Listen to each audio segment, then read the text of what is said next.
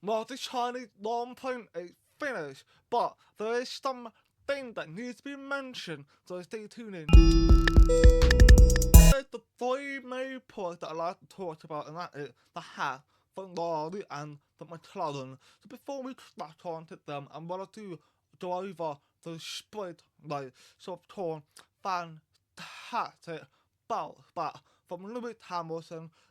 He got a pole at China with his Ferrari and smashed it really well, and he actually got he broke it from that tour, and I believe the Piastri also broke it afterwards in the 25, and for Hamilton to be able to do that and score and win in Spain, it's quite a positive thing because there is the chance that there is a development or a bounce back from football, which is something that we all want to see for Lewis Hamilton, but his competitor that brought everybody memory back to 2021 Matt Verstappen was not that far off from Lewis Hamilton. If Lewis Hamilton gets the fastest lap, Matt was only like 800 of Verstappen behind. 0.08 something Verstappen behind Hamilton. If Matt to do that, Matt Verstappen really showed what he can do in what we might think is the worst car. To be honest, it's absolutely shocking what cars could do in that Charlotte Rompin. And for Hamilton and Matt to actually have that 1-2, battle and everything, it's so nice to see. But of course, the Piastri in the McLaren will quit, going into third, and of course, in a couple of laps, he managed to get up to the second place, beat Matt, but Hamilton already that way anyway. He literally pulled, I think, with almost 8 seconds because he had a clear air. So he can't run away with it, and with a really good pace that Hamilton had. I thought for a second, thinking, oh, it's phenomenal. They're going to do something special at the Charlotte Long Point on Sunday. We're going to find out very soon. And for Lando Norris, he cannot be making the same mistake like that again. He made a bit of a mistake where he dipped into that in lap one. Basically, I think it was like in turn 4 or turn 5, as he got into the breaking point, he would dip into that and cause a little wobble, and he lost, I think from that point, he lost 2 or 3 places. Timmy Attielli went in the middle, with Yutin Tsunoda next to him, Lando was on that start. Like, he just took opportunity to overtake Lando, then he started tumbling down the order. And with the unfortunate for Lando, he cannot be making mistakes like that, from the rest of the season, but it'll be quite embarrassing considering he is the championship favour, so he needs to try and be careful with how he approaches to certain toilet and stuff like that, and it's important for Lando Norris. So that was the split style, was very entertaining, but it was not really much fight that I remember. Because obviously Hamilton ran away at the path to beat Matt came third, Jordan Shaw. Again, having the calm split, like came fourth, I believe. They had done quite bad anyway. But we're on to the main one, and that is the qualifier. We got talked about the qualifier for 20 The qualifier was not how football they was hoping for. It's almost like after the split and thinking, let's do some change to the car and the fire to the car, and it's just made them work. That's what it seems like, but you can do adjustment after the split, like just before the qualifier, you can do adjustment. But that what I think they've done, and then doing the car. I hope that not they take maybe it's just for all they didn't really have to pay somehow. It doesn't make sense. But it was quite unfortunate for for Lorry on that side of thing. They qualify up the Piastri and George Russell. Oh my god, Piastri took the pole. I think he also broken Russell in that one. I believe I checked that one up. But then George Russell was not that close. Again, still a point, still 8 of a second behind, I believe, on the Piastri in second place. Not that bad. Loud on other than third place, which is obviously good, positively tougher than for Lando. I know he probably felt a bit of a not confident, not on the confident in the split. So I think he kind of bounced back up forget about it. Let's do this one better. I'm not pleased that he done that. And it's good to see what Mercedes can do to try to almost match McLaren, but it's just not with that twit.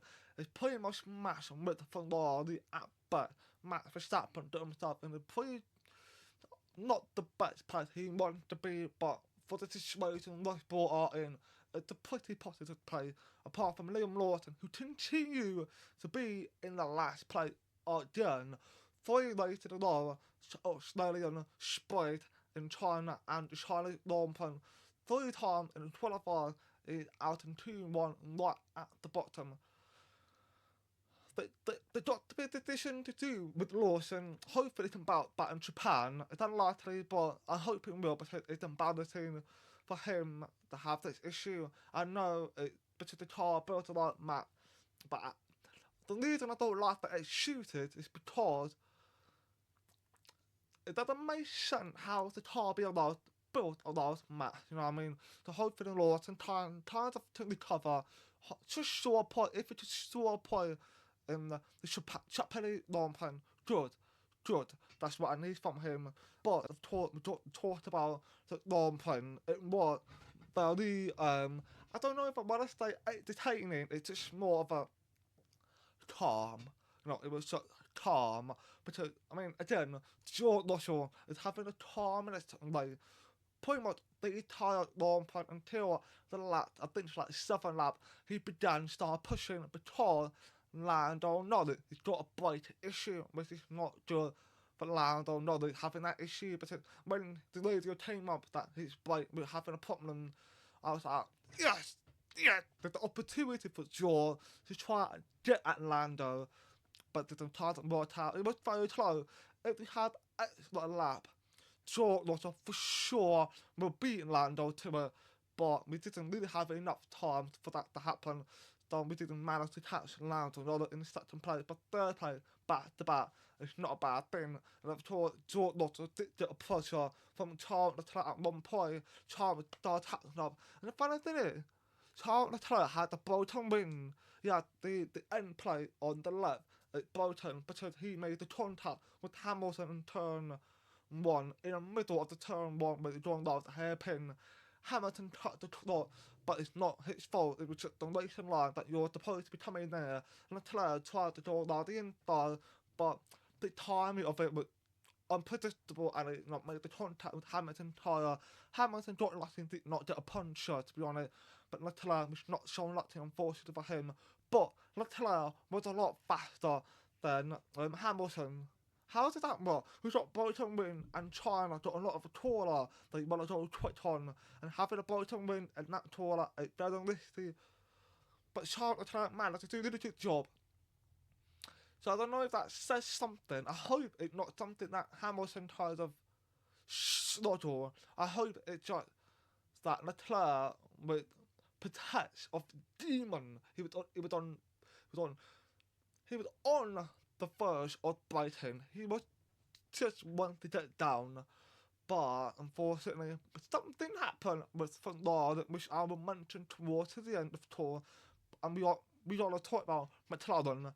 McLaren, oh my god, Piastri got the lead on pole and is sure win from the pole. He led of the single lap until they all coming in. Alex Albon was the leader at one post, like yay, Alex Albon. But he had to came in anyway, so it didn't matter. And Piastri obviously won at one point. He hasn't really had any issue from anybody. No one would try to be competitive with Piastri. Short Russell tried to, Lando tried to. But Otto Piastri kept calm and just went ahead and done a fantastic job, and I'm actually quite impressed from Otto Piastri.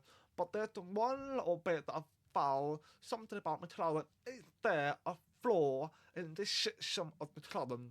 So what I mean by that, it's not the driver, no, it's the car. As I mentioned that Lando had the brake issue, it's that the flaw in their system, or it's just little minor thing they will be able to fix like that anyway. We will find out. See the put that because we know Max Verstappen had that issue last season in Australia. He had the braking issue that it actually dropped the fire, drawing not in the back of his tyre. Lando Norris didn't have any problem with that, but we can mention Fernando Alonso had similar issue Matt had. I believe he had smoke coming out of the tar on his tyre, that's why he didn't finish at long point, which did unfortunate, but his teammate Slow done a fantastic job of tour. So for Lando's situation, genuinely I hope it's not like a long term issue. I hope they will fix it and it's like not a big deal anyway. Though I don't know if they're at the floor in that system.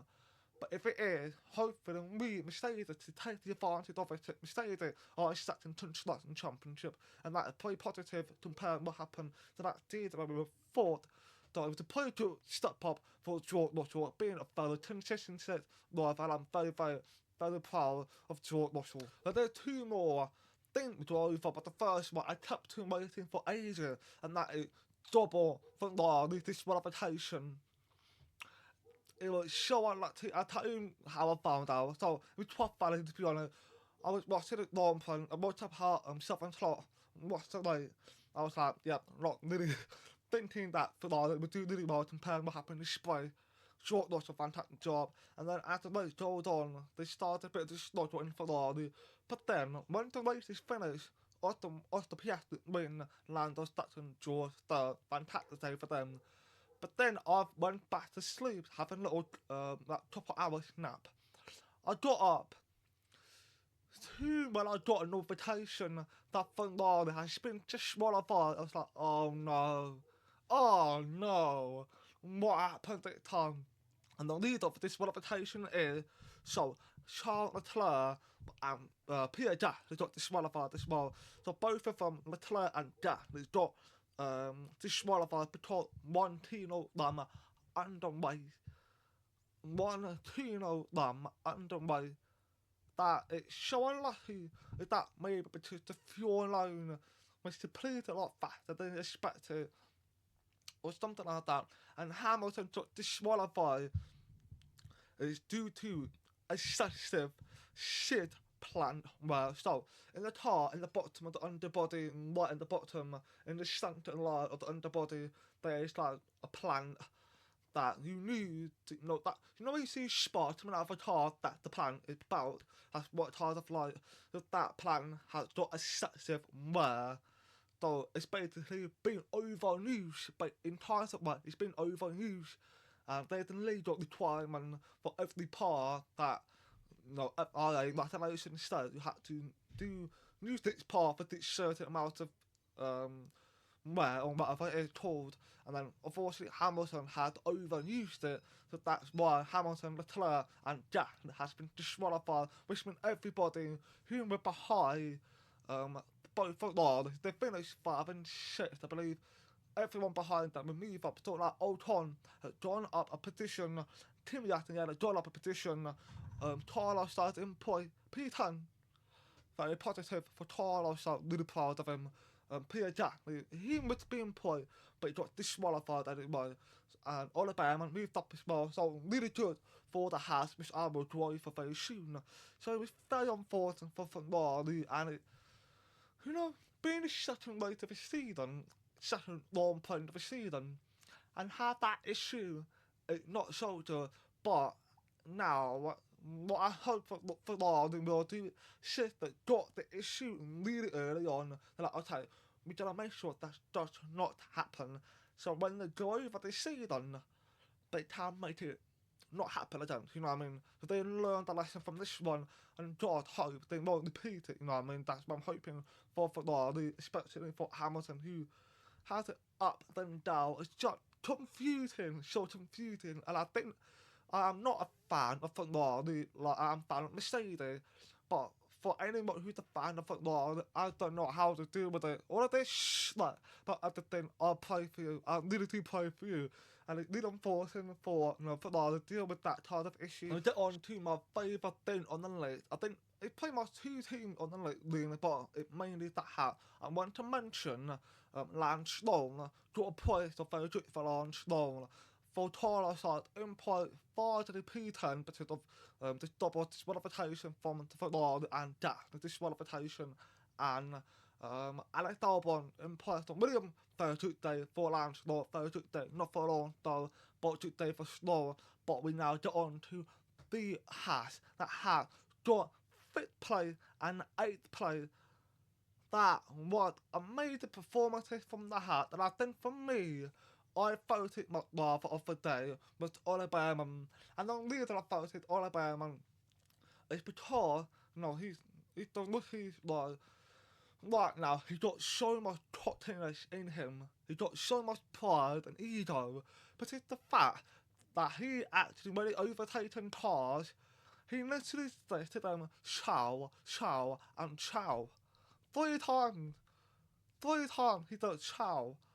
Come on, Oliver Behrman, who are you? Who are you? Because it shows that he actually does bounce back because in Australia he was not so confident. Of course, it's the raining that made him not have that confidence. But going to this long run and actually do things like this, he made, I think, about 2 swish back.